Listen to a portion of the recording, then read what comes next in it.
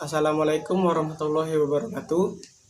Saya dan kelompok saya akan menjelaskan tentang dampak kolonialisme dan imperialisme.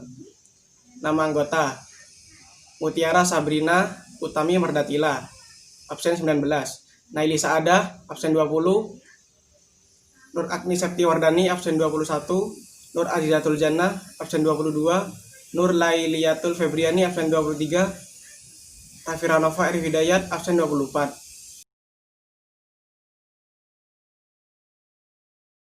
Nama saya Nur Agni Septiwardani, kelas 11 IPA 4. Saya dari kelompok 4 akan menjelaskan tentang dampak kolonialisme dan imperialisme di bidang politik dan pemerintahan. Deandres maupun Raffles telah meletakkan dasar pemerintahan modern. Para bupati dijadikan pegawai negeri dan diberi gaji, padahal menurut adat kedudukan bupati adalah turun-temurun dan mendapat upeti dari rakyat. Bupati menjadi alat kekuasaan pemerintah kolonial. Pamong Praja yang dulu berdasarkan garis keturunan diubah menjadi sistem kepegawaian. Hal ini berlaku hingga sekarang. Aktivitas pemerintahan berpusat di wilayah Jawa. Belanda dan Inggris melakukan intervensi terhadap persoalan kerajaan, misalnya pergantian tahta kerajaan. Hal ini berdampak dari penguasaan politik Indonesia oleh pihak imperialis. Akibatnya, peranan elit kerajaan berkurang dalam bidang politik, bahkan kekuasaan lokal mulai runtuh.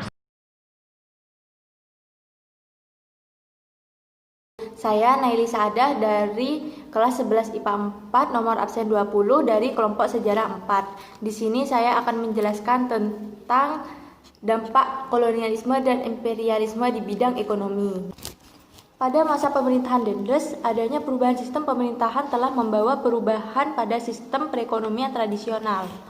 Dalam sistem modern, tanah milik raja berubah statusnya menjadi milik pemerintah kolonial. Mencari uang dan mengumpulkan kekayaan menjadi tujuan utama. Untuk mendapatkan uang, pemerintah kolonial memperolehnya dari penjual hasil bumi dari para petani berupa pajak. Petani harus menjual hasil bumi dengan harga yang ditetapkan. Pada masa pemerintahan Raffles terjadi perubahan sistem kepemilikan tanah dari tanah raja dan penguasa lokal ke pemerintah. Hal tersebut berarti pemerintah mempunyai kewenangan untuk menyewakan tanah.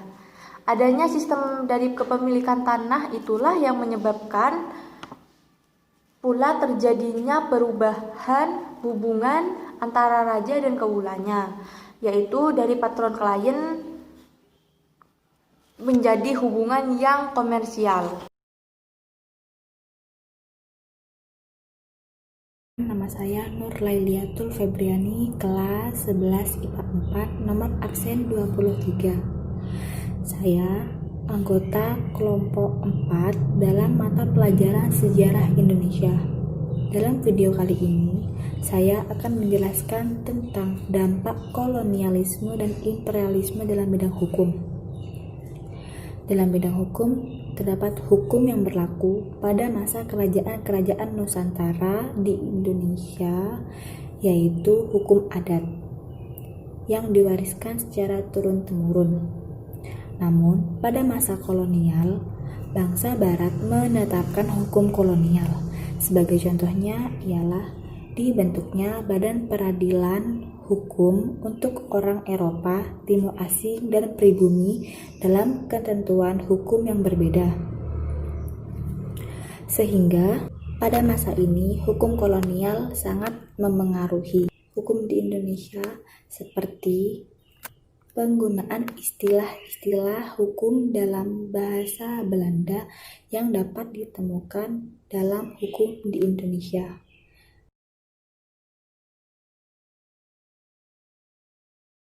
Dampak kolonialisme dan imperialisme di Indonesia dalam bidang sosial budaya. Adanya Belanda membuat kita terbiasa hidup dalam kotak-kotak masyarakat. Mereka dengan sengaja membuat kasta antar golongan. Tidak hanya itu, penindasan dan pemerasan secara kejam juga terjadi. Upacara di istana-istana kerajaan dihilangkan. Mereka menggantinya dengan tradisi pemerintahan Belanda.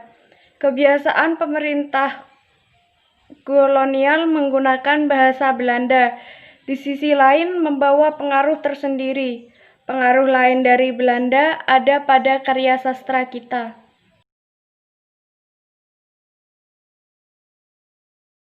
Saya Mutiara Sabrina Utami Mardotila, kelas 11 IPA 4, absen 19. Dampak kolonialisme dan imperialisme di bidang pendidikan.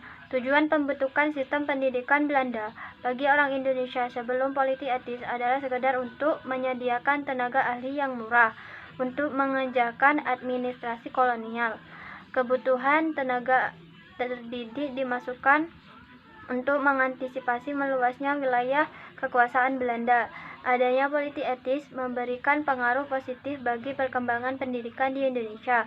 Belanda mendirikan sekolah-sekolah bagi orang Belanda dan kaum pribumi dengan persyaratan-persyaratan tertentu.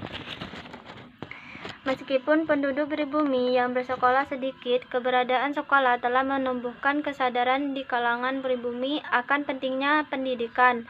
Hal tersebut mempercepat proses modernisasi dan munculnya kaum terpelajar yang akan membawa pada kesadaran nasionalisme. Nah, dari itu kita bisa menyimpulkan bahwa dampak dari kolonialisme dan imperialisme di bidang pendidikan yaitu masyarakat Indonesia dapat mengenal sekolah dan golongan pelajar mulai lahir. Walaupun ketidakmerataan masyarakat pribumi yang dapat menerima pendidikan pada masa itu. Dan walaupun tujuan Belanda untuk mendapatkan pegawai yang murah, terampil dan terdidik. Sekian presentasi dari kelompok kami, kurang lebihnya mohon maaf. Wassalamualaikum warahmatullahi wabarakatuh.